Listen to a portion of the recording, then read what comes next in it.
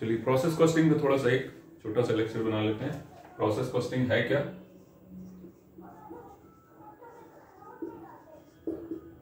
Factories में आपने देखा होगा कि कई सारे डिपार्टमेंट्स होते हैं, कई सारे फंक्शनिंग होती है, तो उसमें कोई प्रोडक्ट तैयार कर रहे हैं तो प्रोडक्ट क्या होता है, कई बार सिंगल स्टेज में बन जाता है, कई बार मल्टीपल स्टेज में बनता है। तो जब मल्टीपल स्टेज में प्रोडक्ट बन के तैयार होता है, फिनिश गुड्स में कन्वर्ट होता है, तो उसमें कई सारी चीजें होती हैं।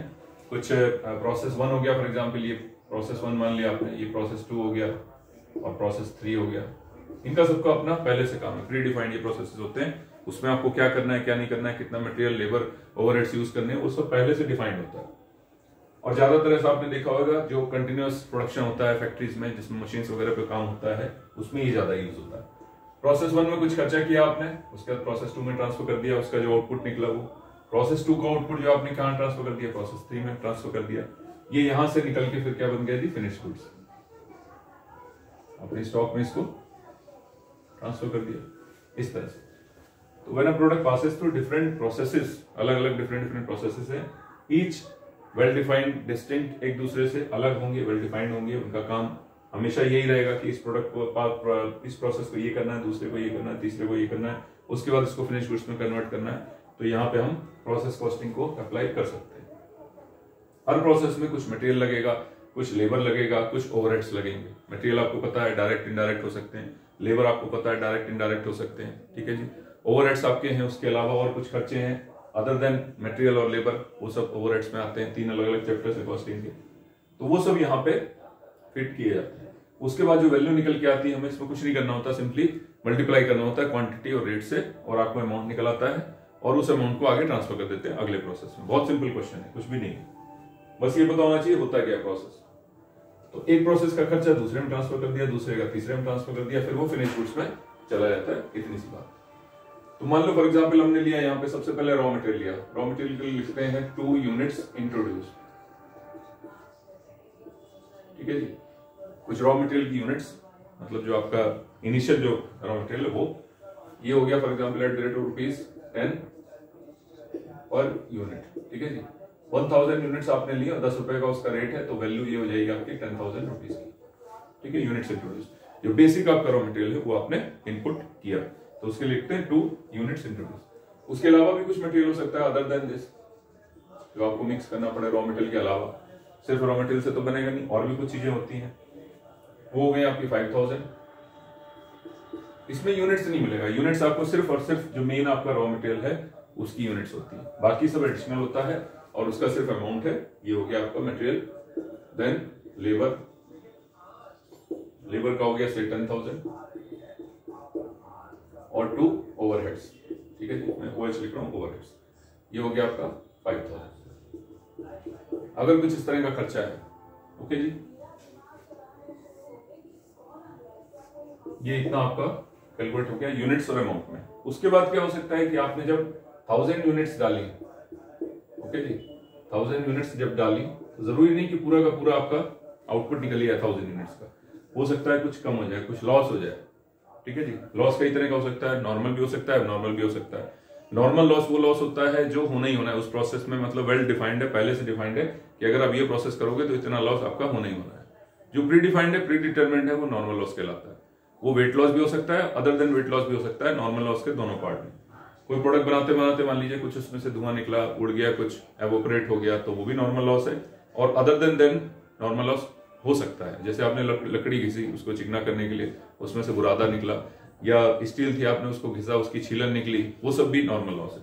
जिसको आप अवॉइड नहीं कर सकते, वो होने ही होना, दैट इज नॉर्मल लॉस। उसके अलावा कुछ और भी लॉस हो सकता है, दैट इज एबनॉर्मल लॉस, जो आपकी गलती से, आपकी मिस्टेक से हुआ, उसको हम एबनॉर्मल लॉस कहते हैं। तो अदर देन नॉर्मल लॉस जो भी है उसको हम एबनॉर्मल लॉस कहते हैं।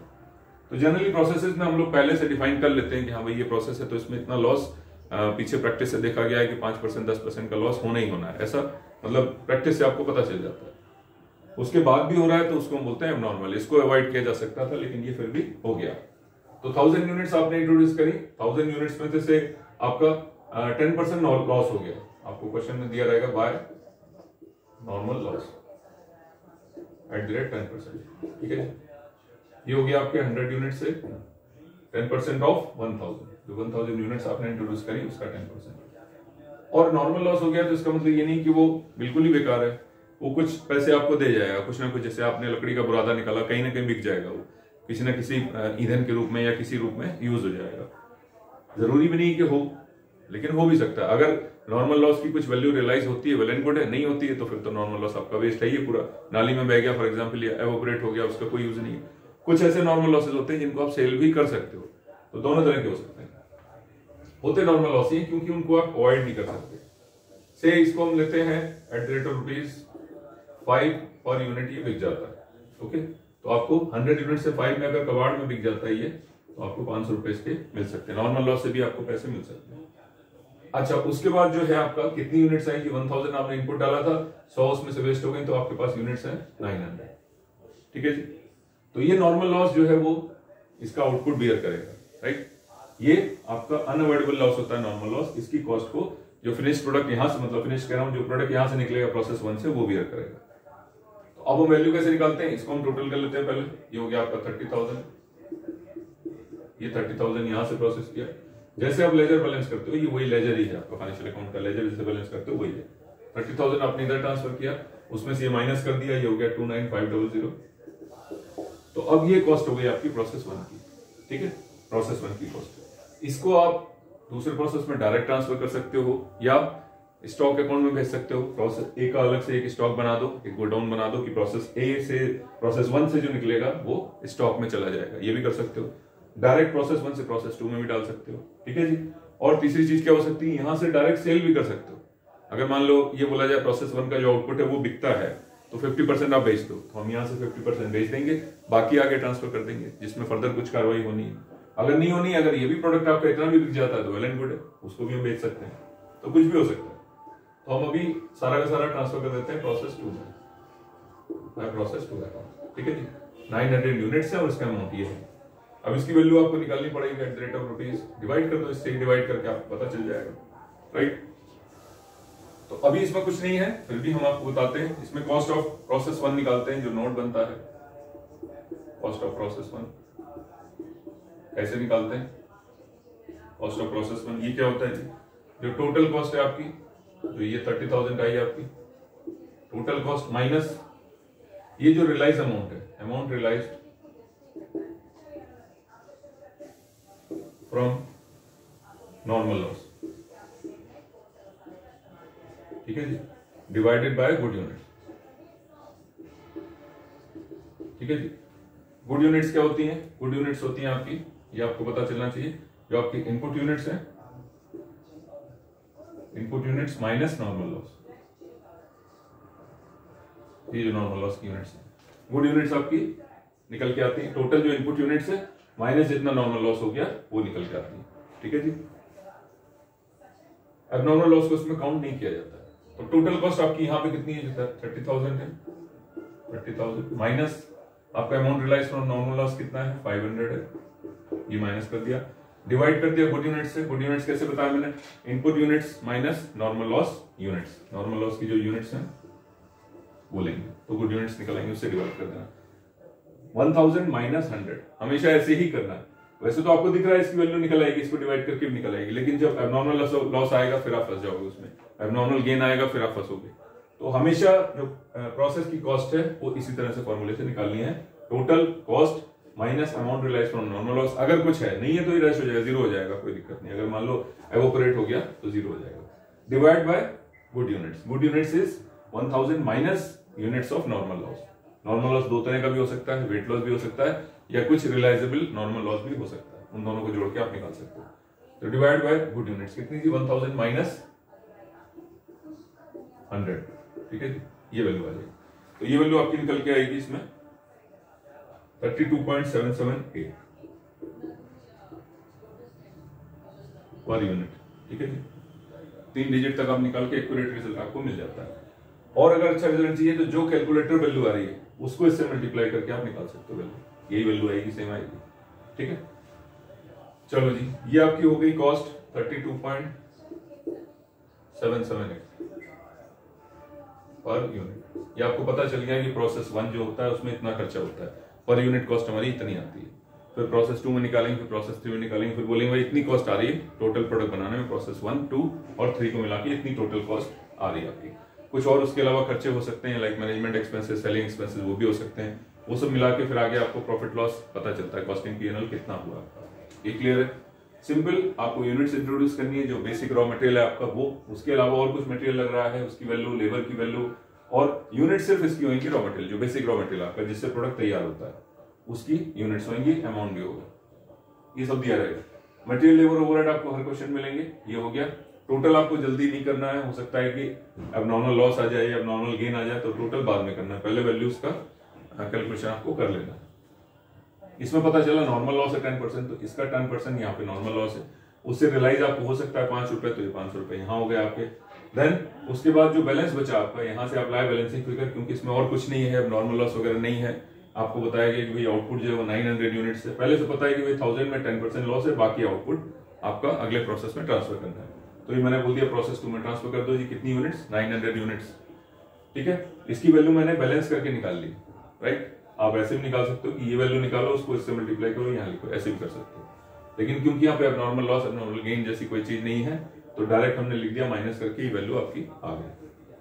कॉस्ट ऑफ प्रोसेस 1 अगर पर यूनिट पूछा जाएगा तो आप अभी तो इससे डिवाइड करके निकाल सकते हो, लेकिन सही तरीका क्या है, total cost minus amount realise from normal loss divide by good units. जब नॉर्मल लॉस के अलावा एबनॉर्मल लॉस आएगा या गेन आएगा, तब यही फॉर्मूला काम आएगा, और वही सही भी है। 30,000 minus 500 amount realise from normal loss और डिवाइड बाय गुड यूनिट्स, ये पर यूनिट। इस तरह से आपको प्रोसेस की, हर प्रोसेस की कॉस्ट निकालनी, ठीक है जी। तो इस पे बेस्ड एक क्वेश्चन है, ऐसे ही प्रोसेस 2 होगा, ऐसे ही प्रोसेस 3 होगा। अब प्रोसेस 2 में जो वैल्यू आएगी तो यहाँ पे डेबिट साइड में आ जाएगी, हम लिखेंगे 2 प्रोसेस 1, जो 1 से आपकी वैल्यू आई, और ये वैल्यू लिख लेंगे। फिर क्या होगा जी, फिर अगेन सेम, यूनिट्स तो नहीं होंगी क्योंकि वो तो फर्स्ट प्रोसेस में लगता है रॉ मटेरियल, उसके अलावा कुछ material, labour, overhead second process में भी लगेगा, वो लिखेंगे। फिर उसमें कुछ नॉर्मल लॉस होगा, सेकंड प्रोसेस में भी कुछ नॉर्मल लॉस हो सकता है, वो लिखेंगे। जो आपने 900 इनपुट डाला, उसमें से भी कुछ फर्दर लॉस हो सकता है, 2%, 5%, उसकी कैलकुलेशन करेंगे। उसमें अगर कुछ रियलाइज अमाउंट वो निकालेंगे, फिर कुछ वैल्यू निकल के आएगी, उसको अगले प्रोसेस में ट्रांसफर करेंगे, बस इतनी सी बात है। कैलकुलेशन आपको ध्यान रखना है, इस तरह से आपको करना है, ठीक है। तो इसमें जब एग्जाम में आप करोगे तो कंटिन्यू बना देना, उससे आपको थोड़ा सा इजी रहेगा। तो ये समझ में आ गया होगा।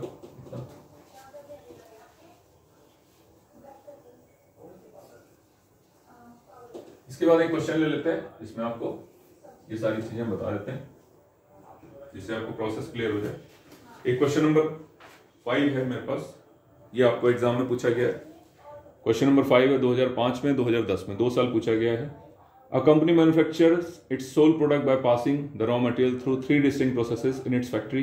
During the month of January, the company put 10,000 kg of raw material. ये जो यूनिट्स इंट्रोड्यूस हुई है उसकी बात हो रही है। At ₹1 per kg, इसकी वैल्यू बता दी। And introduce the same in the process X. XYZ यहाँ 3 प्रोसेस बनाए गए हैं। Further particulars of manufacture for the month are given below. ये उन्होंने दे दी। उसके अलावा और क्या लगा जी, मटेरियल, डायरेक्ट लेबर, ओवरहेड, ठीक है। नॉर्मल वेस्टेज हर प्रोसेस में बता दी, सेल वैल्यू वेस्टेज बता दी कितने कितने की, और एक्चुअल आउटपुट जो है वो बता दिया। तो अगर आपको नॉर्मल लॉस भी बता दिया और एक्चुअल आउटपुट भी बता दिया, तो उसके अलावा अगर लॉस होगा तो एबनॉर्मल लॉस होगा। अगर कुछ ज्यादा यूनिट्स आपकी बन जाती हैं, दैट इज एबनॉर्मल गेन, तो ये भी हो सकता है। तो इसमें प्रोसेस XYZ है। क्वेश्चन नंबर ये 5 है, और ये आपके 2005 में भी आया है और 2010 में भी आया है। क्वेश्चन बहुत अच्छा है, अगर आपको इस तरह क्वेश्चन आएगा तो इजीली आप कर पाओगे, 20 मिनट्स में आई थिंक हो जाएगा। तो यहां पे मैं बना देता हूं प्रोसेस X, ठीक है जी। इसी में आप तीनों बना लेना, इजी हो जाएगा थोड़ा सा। पेंसिल से एग्जाम में कर सकते हो।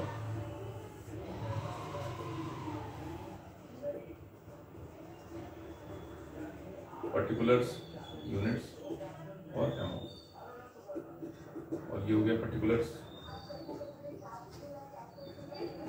यूनिट्स और अमाउंट, ठीक है जी। XYZ तीनों आप इसके साथ साथ बना सकते हो। X में क्या है जी, 2 यूनिट्स इंट्रोड्यूस,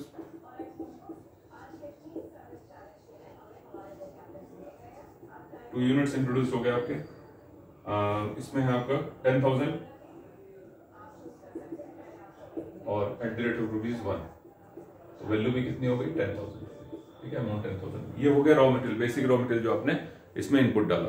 ठीक है, 10,000। उसके अलावा कुछ और खर्चे हैं, लाइक मटेरियल है, 2 मटेरियल हो गया आपका 1,000। ओके जी। उसके बाद हो गया आपका लेबर, लेबर हो गया आपका 5,000 और ओवरहेड्स हो गए। ठीक है जी, ओवरहेड्स हो गए 1050। राइट। उसके बाद उसने बोला नॉर्मल लॉस जो है आपका, वो नॉर्मल लॉस परसेंटेज में दिया है, दैट इज 3%। तो by normal loss at the rate 3%, realise होगा at the rate 0.25 rupees per unit. ठीक है जी। तो कितना हो जाएगा आपका इसमें नॉर्मल लॉस हो जाएगा, नॉर्मल लॉस कैलकुलेट कर लीजिए और उसकी वैल्यू जो आएगी वो कैलकुलेट कर लीजिए और यहाँ पे नोट कर लीजिए। राइट। नॉर्मल लॉस आपका है इसमें 3% हो गया आपका 300। यहाँ पे आपका 300 आपका नॉर्मल लॉस हो गया। 25 में अगर रियलाइज होगा तो 75 रुपीज आपको मिल जाएंगे। उसके बाद इसने बताया आपका आउटपुट जो है, आउटपुट इज योर 9,500। ठीक है जी।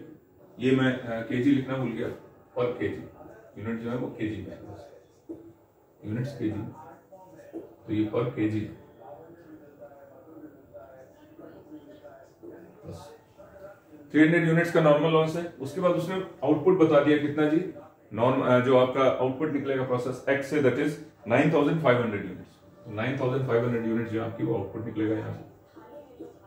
ओके, जो कहां जाएगा, बाय प्रोसेस बाय अकाउंट। अब आपने 10,000 डाला, 300 नॉर्मल लॉस है, 9,500 आपको आउटपुट बताया जा रहा है। इसका मतलब ये पूरा नहीं हुआ, इसके अलावा कुछ और भी लॉस है। इस साइड आपको बैलेंस जो है वो कम आ रहा है। तो बैलेंस कितना है जी, 200 है। और ये क्या है आपका एडिशनल लॉस है, इसको क्या बोलते हैं, abnormal loss. Any loss which is beyond normal loss is your abnormal loss. कुछ और मिस्टेक हुई आपसे, इसकी वैल्यू और इसकी वैल्यू सेम निकलती, बिल्कुल सेम वैल्यू आती, क्योंकि ये भी बेकार हो गया आपके लिए। तो जितना खर्चा इसमें लगा है एक्चुअल प्रोडक्ट को बनाने में प्रोसेस 1 के लिए, उतना ही इसमें भी लगा। इन दोनों की वैल्यूएशन सेम होती है, पर यूनिट अगर आप निकालोगे तो सेम वैल्यू आपकी आती है। नॉर्मल लॉस का आपको दिया रहता है। ठीक है जी। तो इसमें आपने निकाला, आप इसमें नॉर्मल लॉस भी निकला है, नॉर्मल लॉस निकला है 200 यूनिट्स, दोनों की वैल्यूएशन आपकी सेम है, कोई प्रॉब्लम नहीं है। तो कितना हो जाएगा जी, अगर आप कॉस्ट निकालना चाहोगे वर्किंग नोट में आप निकाल के ला सकते हो।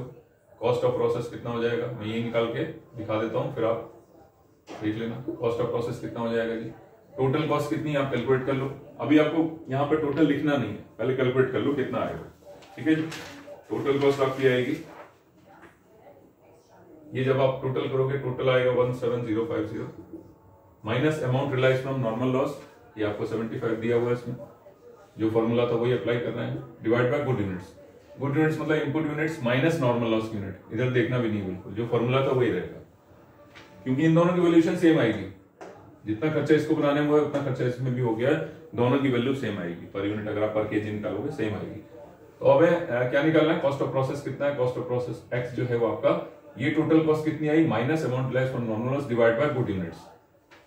इससे डिवाइड नहीं कर देना, गलत हो जाएगा। Divide by good units only. Good units क्या है, 10,000 माइनस 300, 10,000 माइनस 300। ये वैल्यू आपकी निकल के आएगी, ये हो जाएगा जी रुपीज 1.75 पर केजी। ठीक है, ये कॉस्ट आपकी निकल के आएगी।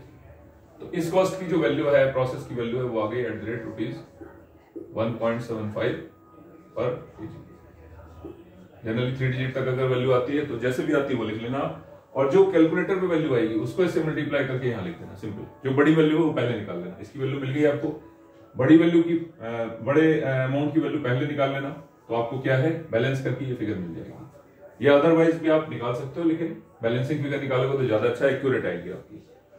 तो ये डिवाइड करने के बाद कैलकुलेटर में कुछ वैल्यू आएगी, जो भी आएगी 0.337525 जो भी वैल्यू आएगी 4-5 डिजिट तक, उसको इससे मल्टीप्लाई करना सिंपली और अमाउंट लिख देना। बाकी इसकी वैल्यू जो है वो बैलेंस करके निकाल लेना। ठीक है, अदरवाइज वैल्यू दोनों की सेम है eight the rate of rupees 1.75 पर केजी। ठीक है जी, वैल्यू दोनों की सेम है। तो इसकी वैल्यू जो आपने निकाली 9500 की वैल्यू निकल के आएगी, वो मैं लिख देता हूं, और एबनॉर्मल लॉस की वैल्यू आप बैलेंस करके निकाल सकते हो। ये हो गई जी आपकी 16625। अब क्या करो, आप इसको बैलेंस कर लो। ये हो गया आपका 10,000 और ये आपने निकाला 17050, इसको इधर ले आएंगे 10,000 17050, उसमें से ये माइनस कर दो, ये माइनस कर दो, आपको मिल जाएगा 350। वैल्यू वैसे भी वही आएगी अदरवाइज भी, लेकिन इसको हमेशा जो छोटी वैल्यू है, इन दोनों में से छोटा कौन है, ये है, इसकी वैल्यू ऐसे ही आपको बैलेंस करके निकालनी है। ये हो गया आपका 350। क्लियर? इस तरह से हम एबनॉर्मल लॉस नॉर्मल लॉस को बाइफरकेट कर देते हैं। सिंपल है।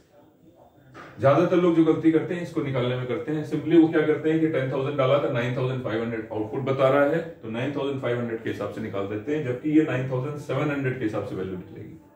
हमेशा गुड यूनिट से आपको वैल्यूएशन करना है, ठीक है। अगर ये खराब नहीं हुई होती तो ये भी क्या होती, गुड यूनिट्स होती है कि नहीं। खराब हुई है आपके कारण हुई है, कुछ मिस्टेक हुई, कुछ गलतियां हुई, उसकी वजह से हुई है, अदरवाइज 9,700 पूरी आउटपुट निकलता है। तो जो पहले से एजम्पशन है 9,700, उसी से आपको निकालना है। तो हर प्रोसेस की कॉस्ट ऐसे निकालनी है, आप प्रोसेस के नीचे निकाल सकते हो या लास्ट में अलग पेज पे निकाल सकते हो, ये भी आपका क्वेश्चन का ही पार्ट है, ठीक है जी। चलो इसके बाद हम निकालते हैं प्रोसेस वाई, जो इसका आउटपुट है वो प्रोसेस वाई में जाएगा, प्रोसेस वाई अकाउंट, सेम बिल्कुल। तो ये हो गया। अब यहाँ पे यूनिट्स इंट्रोड्यूस तो होंगे नहीं, अब यहाँ पे क्या है, डायरेक्ट जो एक्स से आउटपुट आ रहा है वो आ जाएगा। तो ये जो आउटपुट आ रहा है ये क्रेडिट साइड में, डेबिट साइड में आ जाएगा, टू प्रोसेस एक्स, ठीक है जी, टू प्रोसेस एक्स अकाउंट। और ये हो गया आपका 9,500 आपकी यूनिट्स है और अमाउंट है 16625। अब यहाँ भी कुछ खर्चे होंगे, यहाँ का खर्चा आपको बता दिया जी, वाई में मटेरियल हो गया, मटेरियल हो गया 1500 का, लेबर हो गया, डायरेक्ट लेबर हो गया आपका, ये हो गया आपका 8,000 का, यहाँ भी कुछ लेबर यूज हो रही है, कुछ ओवरहेड्स यहाँ भी हो गई, ठीक है, ओवरहेड्स हो गए 1188। बहुत इंपॉर्टेंट क्वेश्चन है इसलिए ये आपको बता देता हूँ। देन यहाँ भी नॉर्मल लॉस उसने बताया, ये जो इनपुट यूनिट्स है इसके हिसाब से नॉर्मल लॉस यहाँ होगा। जब ये इनपुट यहाँ इंट्रोड्यूस होंगी प्रोसेस वाई में, तो यहाँ भी कुछ नॉर्मल लॉस निकल सकते हैं। नॉर्मल लॉस परसेंटेज भी बता दिया गया आपको, परसेंटेज बताया गया 5% है, ऊपर 3% था, यहाँ 5% नॉर्मल लॉस है। 9,500 का 5%, और ये रियलाइज हो जाता है आपका ₹, ये भी बता दिया गया कि आपको 50 पैसे में ही बिक जाएगा पर केजी, ठीक है जी, 50 पैसे में बिक जाएगा जो आउटपुट है, कोई दिक्कत नहीं। तो नॉर्मल लॉस हो गया आपका इसका 5%, दैट इज 475, और ये रियलाइज भी हो जाएगा, तो बहुत अच्छी बात है, ₹238 में रियलाइज हो जाएगा 50 पैसे में पर केजी। अच्छा, अब इसमें क्या कहानी है, उसने क्या बोला, आउटपुट आपका है 9100, ठीक है जी, 9100 आपका आउटपुट है, जो यहां से निकल के कहां जाएगा, प्रोसेस जेड में जाएगा। यहाँ पे कोई स्टॉक अकाउंट अभी नहीं है, ठीक है जी, कोई स्टॉक अकाउंट नहीं है। तो सिंपली क्या हो रहा है ना, हम यहाँ से कुछ बेच रहे हैं, डायरेक्ट सीधा जो भी आउटपुट आ रहा है पूरा का पूरा दूसरे प्रोसेस में ट्रांसफर कर रहे हैं। यहाँ से जो आ रहा है पूरा का पूरा तीसरे प्रोसेस में ट्रांसफर कर रहे हैं, XYZ 3 अकाउंट। 9,500 डाला आपने, यहाँ पे उसने बोला नॉर्मल लॉस है 475, लेकिन फिर भी आउटपुट आ रहा है 9100। अगर आप इसको जोड़ोगे तो ये 75 यूनिट ज्यादा आ रही है। क्यों ज्यादा आ रही है, इसका मतलब आपके पास एबनॉर्मल गेन मिल गया आपको। तो अब बैलेंसिंग फिगर इधर आ रही है, अब इधर नहीं आ रही। अब आप क्या करोगे, इसको यहीं बंद करके आप निकाल सकते हो। ये क्या हो गया जी, 9575 हो गया। 9,500 डाला और आउटपुट ज्यादा आ गया 9575, ठीक है जी।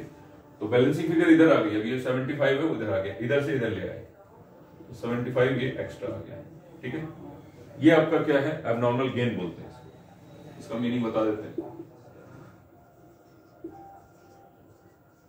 इसलिए ये टोटल करने में, लिखने में जल्दबाजी नहीं करनी है।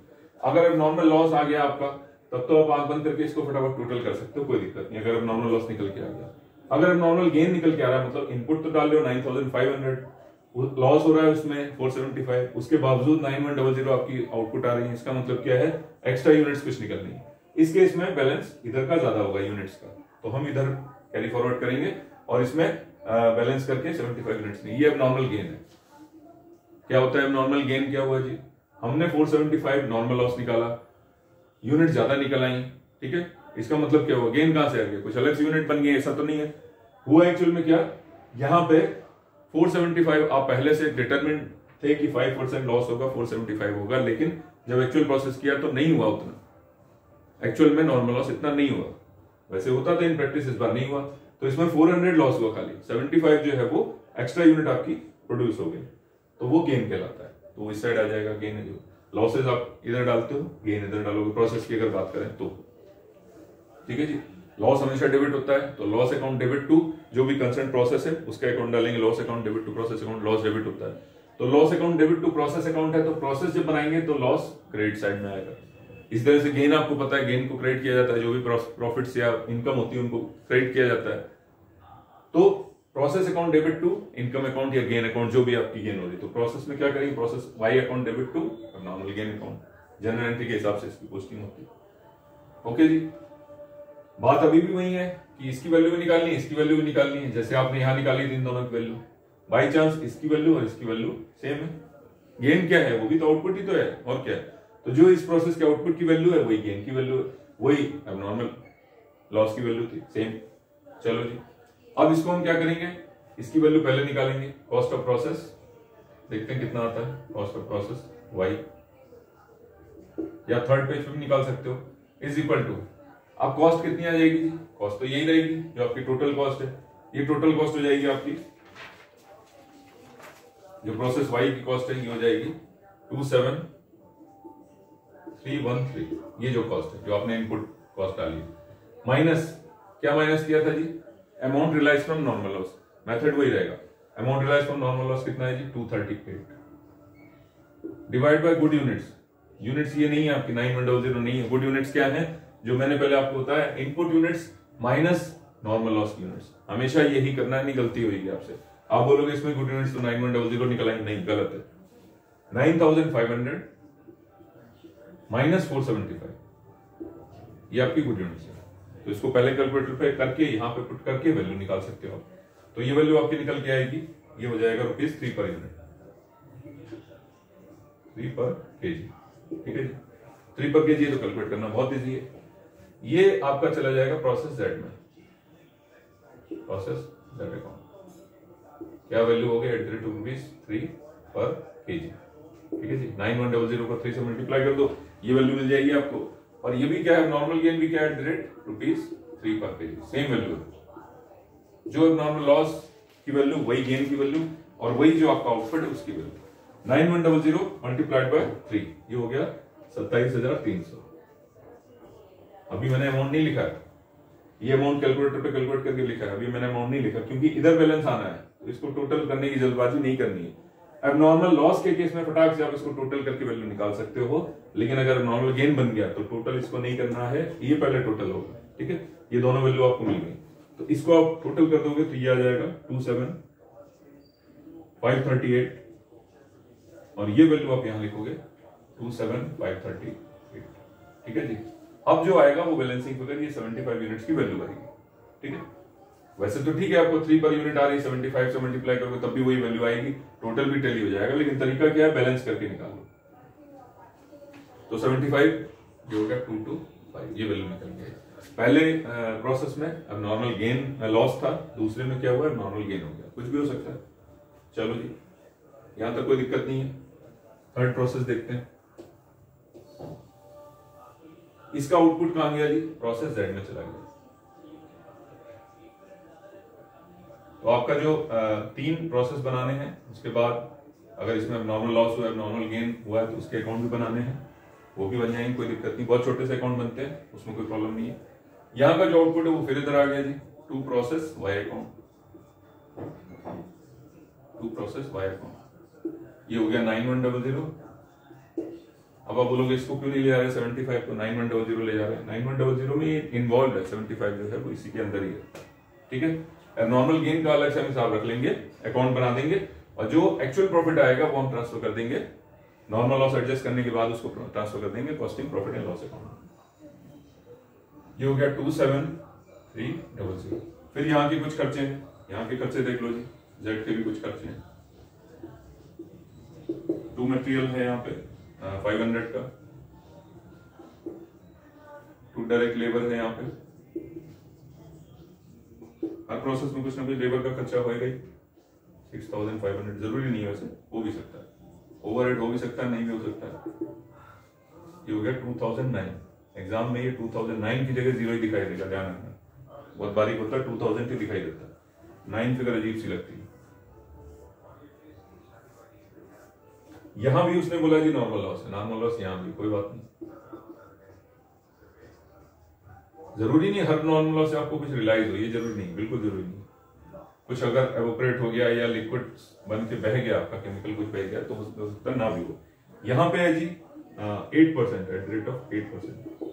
इसका 8% इनपुट जो 9001 यूनिट है उसका 8% लॉस है, और ये भी कह रहे हैं रियलाइज हो जाएगा ₹1 पर केजी, ये रियलाइज हो जाएगा, बहुत अच्छी बात है। तो 8% आपने इसका निकाला, ये हो गया 728, और ₹1 में बिक गया तो ये हो गया 728। ये तो क्लियर हो गया कंसेप्ट। अब आते हैं, देखते हैं कि इसमें नॉर्मल लॉस तो निकला है, अब नॉर्मल लॉस है, अब नॉर्मल गेन है, वो देख लेते हैं, वो आउटपुट से पता चलेगा। क्वेश्चन में आपको बताया गया इसमें से जो प्रोडक्ट निकलेगा, आउटपुट जाएगा, वो कहां जाएगा, फिनिश गुड्स में ट्रांसफर हो जाएगा। ठीक है, 2005 2010 2 साल आ चुका है, फिर रिपीट हो सकता है, बड़े आराम से हो सकता है, बहुत अच्छा क्वेश्चन है। यहां से जो प्रोडक्ट निकलेगा जी वो कहां जाएगा आपका, वो जाएगा फिनिश गुड्स स्टॉक में, फिनिश गुड्स स्टॉक है।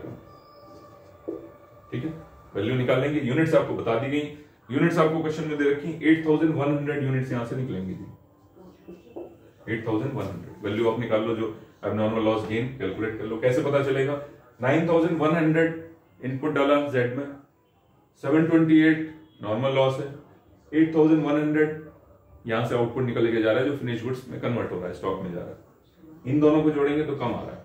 ठीक है, 8100 728 कितना हो गया, 8828 हो गया, डाला तो आपने 9100। इसका मतलब अगर इतना नॉर्मल लॉस होने के बाद आउटपुट 8100 आ रही है, इसका मतलब फर्दर लॉस कुछ और भी है, जो इसका डिफरेंस है, दैट इज एबनॉर्मल लॉस।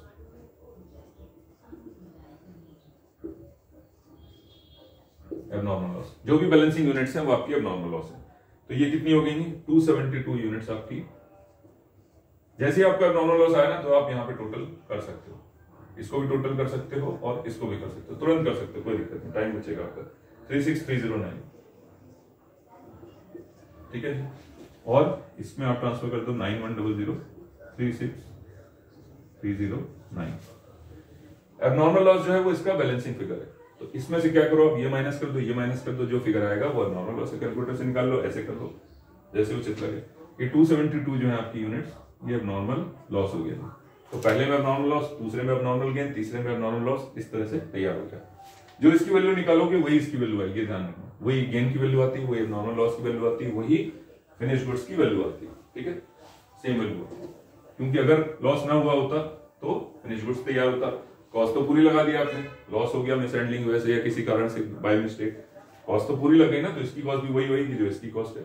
नहीं होता अगर लॉस एबनॉर्मल, तो फिनिश गुड्स में ही तैयार होता, तो पूरा खर्चा तो इसमें लग चुका है। ठीक है, उसके बाद पता चला जी लॉस हो गया। एबनॉर्मल लॉस में आपने इधर टोटल कर दिया, बैलेंसिंग कर लिया। अब ये दोनों फिगर आपको निकालनी है, इसके लिए हमें क्या करना है कि कॉस्ट ऑफ प्रोसेस निकालेंगे। कॉस्ट ऑफ प्रोसेस ये हो जाएगा जी, कॉस्ट आपने पहले ही निकाल ली, टोटल कॉस्ट 36309। ठीक है, माइनस नॉर्मल लॉस से रियलाइज अमाउंट कितना है, 728 ये लिख दिया आपने, डिवाइड बाय गुड यूनिट्स। फिर गुड यूनिट्स मैंने बताया आपको 9100 माइनस 728, इधर देखना ही नहीं कितनी गुड यूनिट्स, आप कंफ्यूज हो गए, 8100 गलत हो जाएगा, 9100 माइनस 728 ही आपकी गुड यूनिट्स है, इसी से आपको डिवाइड करना। तो ये आपका निकल आएगा, इसकी कॉस्ट निकल आएगी, वही इसकी कॉस्ट वही इसकी कॉस्ट सेम, और वो फिनिश गुड्स में ट्रांसफर हो जाएगा आपका। तो ये वैल्यू आपकी निकल के आ रही है 4.25 रुपीज, 4.25 पर केजी। क्लियर है, तो ये भी आपका हो जाएगा एट द रेट रुपीज 4.25 पर केजी, और ये भी हो जाएगा eight the rate of rupees 4.25 पर केजी। सिंपली आप मल्टीप्लाई करोगे तो भी आ जाएगा, लेकिन हमें क्या करना है, मैंने आपको बताया, बड़ी वैल्यू को इससे मल्टीप्लाई करो, यहां लिखो, फिर बैलेंस करके इसको निकालो। अभी तो ये क्या है 4.25 है, तो इजी है कैलकुलेट करना। इससे मल्टीप्लाई करके यहाँ लिख सकते हो, टोटल यही टैली हो जाएगा। लेकिन कई बार ऐसी वैल्यू नहीं आती है, 4.3375 ऐसे कोई बड़ी सी वैल्यू आती है, ठीक है, राउंडिंग फिगर नहीं आती। तो बेटर ये है कि जो आपको वैल्यू यहां मिल गई कैलकुलेटर पे, जो मिल गई 4.25767 जो भी आपको वैल्यू मिल गई, उसको इससे मल्टीप्लाई करो तुरंत वहीं पे, और यहां वैल्यू लिख दो और इस वैल्यू को बैलेंस करके निकाल लो। बैलेंस कैसे, इसमें से ये माइनस करो, ये माइनस करो, ये वैल्यू निकल आएगी। ये तरीका सही है एग्जैक्ट अमाउंट निकालने का। अदरवाइज आपको 1-2 रुपए का डिफरेंस आ जाएगा, परेशान हो गए इधर मिल गया इधर टैली क्यों नहीं हो रहा। तो जो आप वैल्यू निकाल रहे हो, ये कैलकुलेटर पे जो भी वैल्यू है उससे बड़ी वैल्यू को मल्टीप्लाई करो, इन दोनों में से बड़ी क्या है, ये वैल्यू है, और यहां लिख दो। उसके बाद बैलेंस करके इसको निकाल लो, ये तरीका है। तो मैंने क्या किया, जो भी वैल्यू आई कैलकुलेटर पे मल्टीप्लाई करके यहां लिख दिया आपने 34425, 34425, और इसमें से दोनों को माइनस करके बैलेंसिंग फिगर निकाल ली, दैट इज 1156। अब आपको क्या ध्यान रखना है, एबनॉर्मल लॉस कितना हुआ था 200 यूनिट का, 350 रुपए में उसकी वैल्यू है।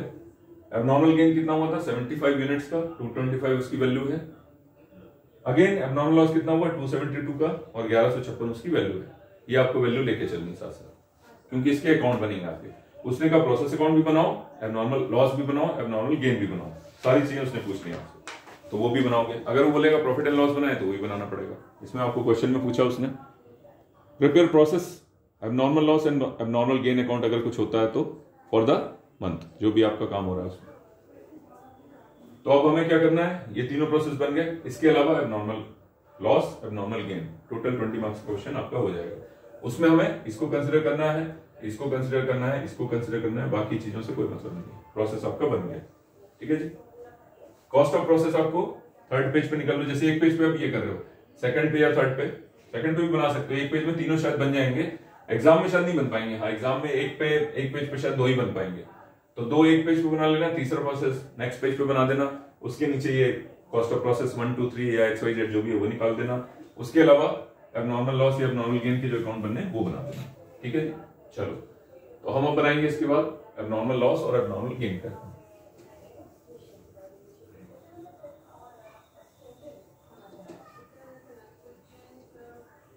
उसके बाद ये क्वेश्चन आपका कंप्लीट हो जाएगा।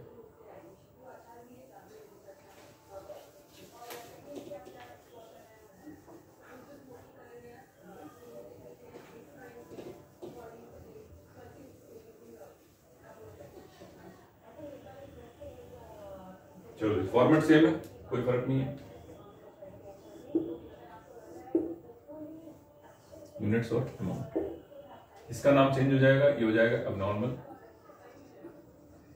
लॉस अकाउंट, ठीक है। बस लॉस कहां कहां था, 2 अकाउंट में आपका लॉस था, X और Z में, और दूसरा वाला क्या बनाना है आपको, एबनॉर्मल गेन अकाउंट बनाना है। बहुत सिंपल है, फंडा क्लियर होना चाहिए आपको, बड़े आराम से आप इसको कर लोगे। एक तो आप जो कॉस्ट ऑफ प्रोसेस निकालोगे उसमें ध्यान रखना, और दूसरा यहाँ पे ध्यान रखना। ये भी क्या हो गया, डेबिट क्रेडिट, ये दूसरा अकाउंट आपका बन जाएगा, ये एबनॉर्मल गेन अकाउंट कहलाएगा।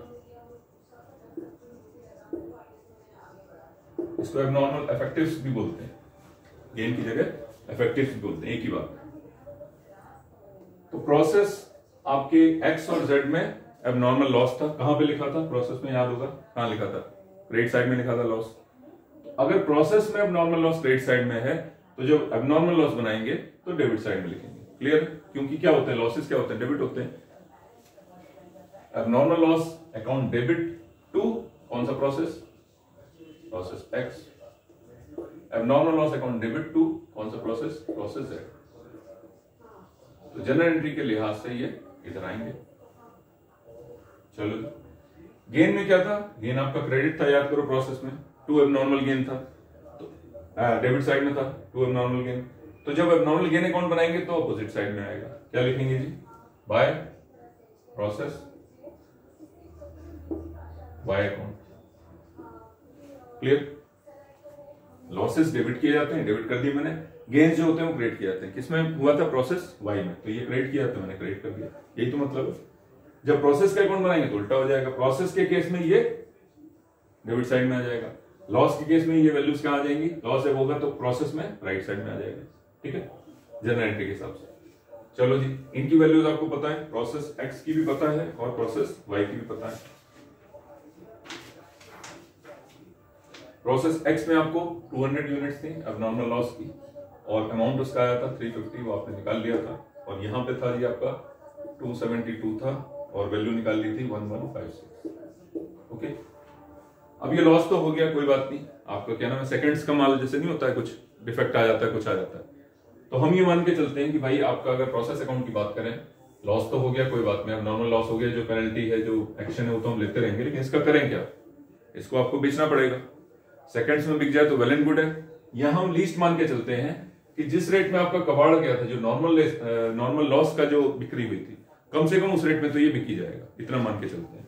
ज्यादा मिल जाए तो और अच्छी बात है, वो बात की बात है, लेकिन हम ये मान के चलते हैं कि अगर हम इसको बेचने चलेंगे तो बाय सेल प्रोसीड्स,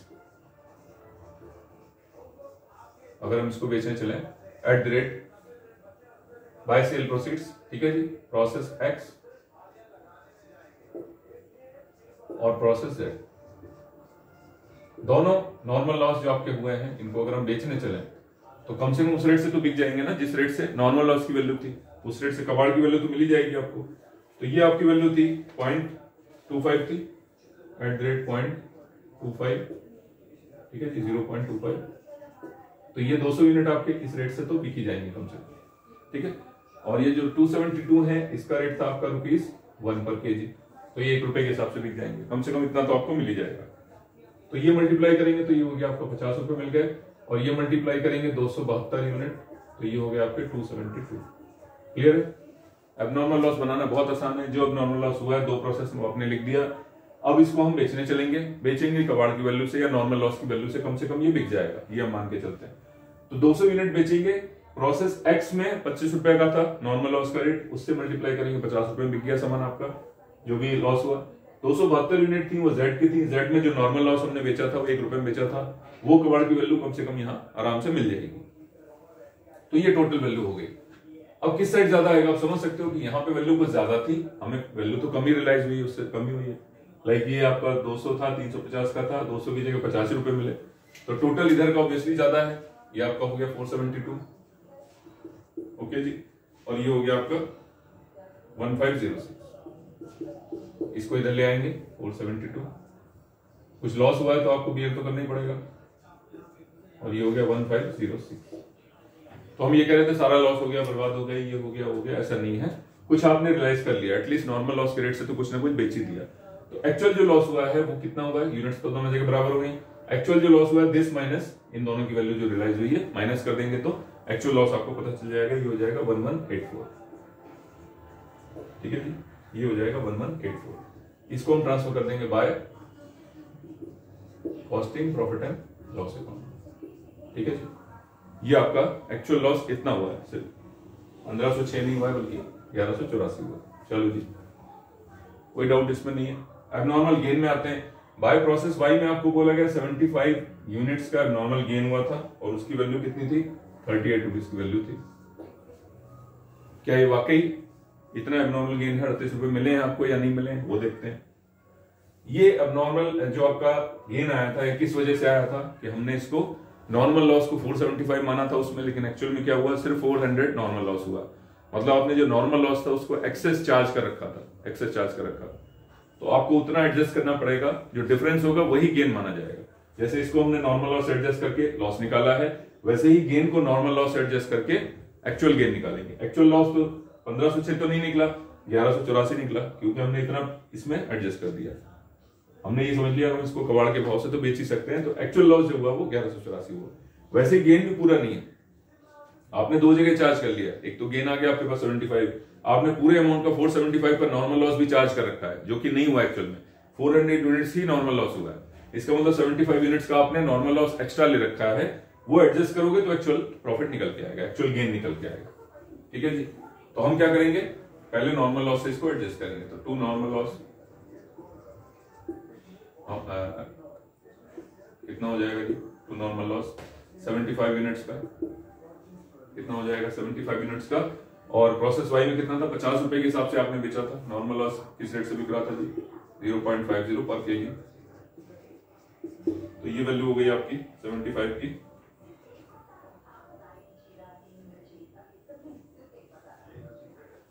अब नॉर्मल गेन में प्रोसेस वाई अकाउंट कितना था जी, ये हो गया आपका,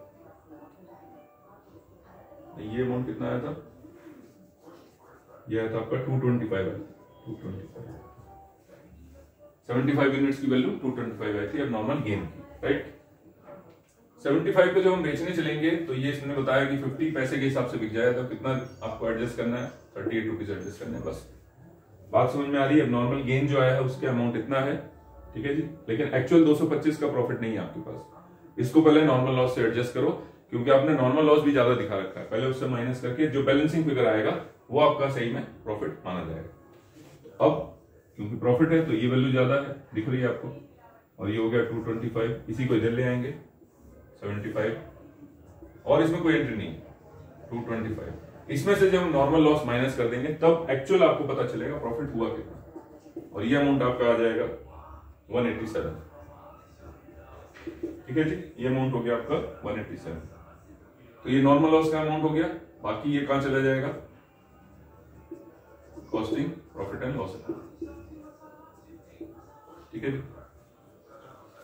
तो जब लॉस की बात करी तो एक्चुअल लॉस 1506 ना होकर 1184 ही रहा, क्योंकि बाकी आपने नॉर्मल लॉस एडजस्ट कर दिया। वैसे ही गेन जो है वो गेन भी क्या है, नॉर्मल लॉस ज्यादा चार्ज करने की वजह से आया है, तो उतना नॉर्मल लॉस एडजस्ट कर दो, कितने पैसे के हिसाब से जो उस प्रोसेस में नॉर्मल लॉस को सेल करने की वैल्यू थी उससे उतना पैसा, उतनी यूनिट्स एडजस्ट कर दो, जो पैसे बचेंगे वो आपका एक्चुअल में गेन है, पूरा का पूरा 225 रुपए गेन नहीं है। जैसे नॉर्मल लॉस को एडजस्ट किया वैसे गेन को एडजस्ट कर दिया, बात खत्म हो गई। तो आपके 3 प्रोसेस बन गए, और ये एबनॉर्मल गेन और नॉर्मल लॉस बन गए। अगर किसी क्वेश्चन में पूछते हैं तो ये आपको 5 बनाने हैं, 20 मार्क्स का आपका क्वेश्चन है, बहुत आसान है, कोई दिक्कत नहीं। और भी कोई डाउट है तो आप इसको व्हाट्सएप में फिर पूछ सकते हैं। इसके अलावा और क्या हो सकता है जी, हमने दूसरी तरह के जो क्वेश्चन होते हैं इसको स्टॉक में ट्रांसफर कर दिया, प्रोसेस ए बनाया, फिर प्रोसेस ए का स्टॉक अकाउंट बनाया, प्रोसेस बी बनाया, प्रोसेस बी का स्टॉक अकाउंट बनाया, प्रोसेस सी बनाया, फिर उसका स्टॉक अकाउंट बनाया, फिर वो फिनिश गुड्स में ट्रांसफर कर दिया आपका। एक वो तरीके होते हैं, उस तरह का क्वेश्चन आया नहीं है वैसे पहले कभी। एक क्वेश्चन जो इंपॉर्टेंट और आया है वो ये है कि मान लो जैसे आपने एक प्रोसेस में 200 यूनिट या 300 यूनिट का आउटपुट निकाला, वो प्रोसेस बी में ट्रांसफर ना करने के बजाय आपने उसका कुछ पार्ट बेच दिया, 30% या 50% बेच दिया, जो बैलेंस बचा वही आपने आगे ट्रांसफर किया। ऐसा क्वेश्चन 2006 में आया है, वो भी इंपॉर्टेंट है। दूसरे प्रोसेस में आए, फिर यहाँ पे आपने क्या किया, 1/3 बेच दिया, 2/3 जो है अगले प्रोसेस में ट्रांसफर कर दिया, ठीक है। पूरा का पूरा यहां से हम क्या कर रहे हैं, अगले प्रोसेस में ट्रांसफर ना करके उसका कुछ पार्ट यहीं सोल्ड करे दे रहे हैं, सेमी फिनिश प्रोडक्ट भी हमारा बिक रहा है, इसका आउटपुट भी प्रोसेस ए का भी बिक गया, प्रोसेस बी का भी बिक गया, तो उस तरह से भी क्वेश्चंस हो सकते हैं। फिर आपको अल्टीमेटली बोला जाएगा सारे प्रोसेस बना दो, तो प्रोसेस का मतलब ए बी सी या 1 2 3 जो भी प्रोसेस है वो आपने बना दिए। नॉर्मल लॉस गेन आपको बनाना ही पड़ेगा, ठीक है, वो दोनों बनेंगे, अगर अकाउंट बन रहे हैं तो बनाने हैं। उसके बाद बोलेगा जी इसका prepare profit and loss account, तो आप प्रॉफिट एंड लॉस अकाउंट बना देंगे, उसमें ये सारी चीजें कवर हो जाएंगी। उसमें कुछ एक्स्ट्रा खर्चे बता देंगे, लाइक इनडायरेक्ट कुछ और एक्सपेंसेस हो सकते हैं जो प्रोसेस पे हम चार्ज नहीं कर पा रहे हैं, मतलब प्रोसेस के हिसाब से बाइफरकेटेड नहीं है, लाइक हो सकते हैं जनरल एक्सपेंसेस हो सकते हैं, एडमिनिस्ट्रेशन के एक्सपेंसेस हो सकते हैं, सेलिंग के एक्सपेंसेस हो सकते हैं, वो उसमें हम एनुअली एक बार डाल देते हैं कॉस्टिंग पीएनएल पे। वो निकालने के बाद जो बैलेंसिंग फिगर आएगी वो प्रॉफिट या लॉस हो सकता है, दैट इज कॉस्टिंग पीएनएल का जो भी बैलेंसिंग फिगर आएगा वो, अगर क्रेडिट बैलेंस आएगा, डेबिट बैलेंस आएगा, वो आपको देखना है प्रॉफिट है या लॉस है। उसमें क्या होगा, कॉस्टिंग पीएनएल में सारे खर्चे जो आपके हैं वो आप डाल दोगे लेफ्ट साइड में, सारे जो इनकम्स हैं वो आप डाल दोगे राइट साइड में, उससे आपको पता चल जाएगा डिफरेंस किधर आएगा। तो अगर खर्चे ज्यादा है, इनकम कम है तो लॉस है, इनकम ज्यादा है, खर्चे कम है तो प्रॉफिट है, सीधी बात। तो कॉस्टिंग पीएनएल बनाएंगे तो अगर लेफ्ट साइड में बैलेंस आएगा that is your profit, right side में बैलेंस आएगा दैट इज योर लॉस, ठीक है। कॉस्टिंग पीएनएल या वैसे भी जो पीएनएल होता है आपका, उसका डेबिट बैलेंस जो होता है वो लॉस होता है, क्रेडिट बैलेंस आपका गेन माना जाता है। तो उस क्वेश्चन में आपको वो भी एक क्वेश्चन कंसिडर कर लेंगे, वो क्वेश्चन आपको अच्छा है, वो भी 2006 में शायद आ चुका है, वो भी अच्छा है। एक बार ऐसा हुआ था 2009 में, उन्होंने कहा था कॉस्टिंग पीएनएल नहीं बनाना है जी, स्टेटमेंट ऑफ प्रॉफिट बना दो, दैट्स एनफ। तो छोटा सा क्वेश्चन था, उसमें आपने कहा कि प्रोसेस एबीसी बना दो, एबनॉर्मल लॉस गेन जो है वो बना दो, उसके बाद छोटा सा कि स्टेटमेंट ऑफ प्रॉफिट बना दो। अकाउंट बनाने के लिए नहीं बोला था, तो अकाउंट बनाने के लिए नहीं बोला है तो हम अकाउंट नहीं बनाएंगे, स्टेटमेंट ऑफ प्रोसेस बना देंगे। चीज वो भी वही है, आप जैसे अकाउंट में क्या करते हो, डेबिट करते हो खर्चे और इनकम को क्रेडिट करते हो, ठीक है। उसमें क्या करेंगे, ऊपर हम खर्चे दिखा देंगे कि ये एक्सपेंसेस हैं, ये सारे एक्सपेंसेस प्रोसेस ए के बी के सी के, उसके बाद नीचे कर देंगे इतने में हमने इसको बेचा, जो सेल प्रोसीड्स हैं या जो वैल्यू है, जो इनकम है वो नीचे आ जाएगी, माइनस करके प्रॉफिट या लॉस निकल आएगा। जो जी हम लेफ्ट राइट करते हैं वो ऊपर नीचे करके स्टेटमेंट फॉर्म में दिखाना है बस।